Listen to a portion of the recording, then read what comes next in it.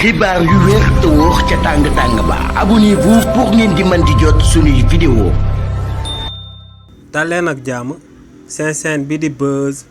221 HD kii di Nabou Leye di ak personnalité publique bu kenn dootu présenté ci réew mi di Sénégal di ak fecckat tey ginnaaw bañ ko convoqué waatee ci coowal bañ rayoon kii di Aziz Dabala ak kii di Waly Gano kookee mujj nañ koo daal di placé waat en garde à vue si li ni mel kii di Nabou Leye tey ay heures yu bëri la daal di toog ci biir division des investigations criminelles bii di DIC di daan amal akub confrontation moom ak kii di Mamadou Lamine Diaw ñu gën koo xam ci Modou Lo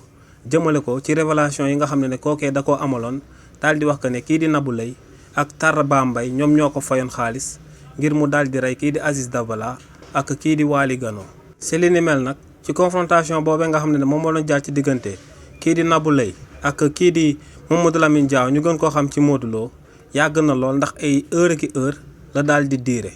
ginnaaw nag bañ ci génnee enquêteurs yi mujj noo ñëw daal di jël ndogal daal di placé waat en garde à vue kii di Nabou Leye ginnaaw bañ ko njëkkee woon a daal di teg loxo ci coow loolee ndax njëkkoon nañ ko daal di téye daal di koy tëj lu tolloog ñetti weer si ginnaaw si la soog a daal di am akub liberté provisoire waaye tey ginnaaw ba mu jàkkaarloo ke kii di Mamadou Lamine Diaw ñu amal akub confrontation daal di koy jaar seen diggante li ni mel daal di nay sabab kii di Nabou Leye ñu jëlaat ndogal daal di koy delloowaat ci kaso bi ci fàttali tamit rek kii di Tarba Mbaye kookee dañ koo convoqué woon ci lundi bi ñu génn waaye lu enquête bi jeexul woon moom moo sababoon enquêteurs yi daal di koy bàyyi mu dem daal di ñibbi donc daal di nañuy teg loxo kii di Nabou Leye daal di koy placé en garde à vue waaye tamit kookee di Tarba Mbaye bu enquête bi jeexee moom itamit amaana dinañ ko daal di convoqué mu daal di ñëw daal di amal ak confrontation moom ak kii di Mamadou Lamine Diaw ñu gën koo xam ci jëmm kii di Modou Lo te li ni mel mun naa daal di sabab tamit kookee di Tarba Mbaye comme nu Nabou Leye mujjee actuellement